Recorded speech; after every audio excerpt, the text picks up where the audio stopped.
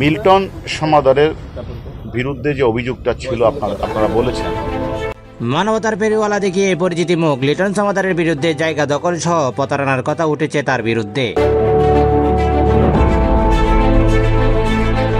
ফেসবুককে ব্যবহার করে মানবিকতা দেখিয়েছেন তিনি। যে মানবিকতা দেখিয়েছেন তা থাকলেই হতো, কিন্তু সে তা না করে প্রতারণা ও জায়গা দখল করে নিয়েছে সমাদার। ডিবি হারুন বলেন, মিটন সমাদারকে আজ 1 মে বুধবার 9টার দিকে গ্রেপ্তার করা হয়েছে। তার বিরুদ্ধে অনেকগুলো অভিযোগ রয়েছে যা বিভিন্ন সংবাদ মাধ্যমে উঠে এসেছে। বিশেষ করে মরদেহ সহ জাল মৃত্যু সনদের অভিযোগ উঠে এসেছে। ডিবি কার্যালয়ে বেশ কয়েকজন অভিযোগকারী অবস্থান করেছেন বলে জানিয়েছেন ঢাকা ডিবি প্রধান। তারা মামলা করবেন বলে জানান তিনি। প্রতিবেদনটি তুলে ধরেন Mohammad Jadul Islam Jisan, no plus news international.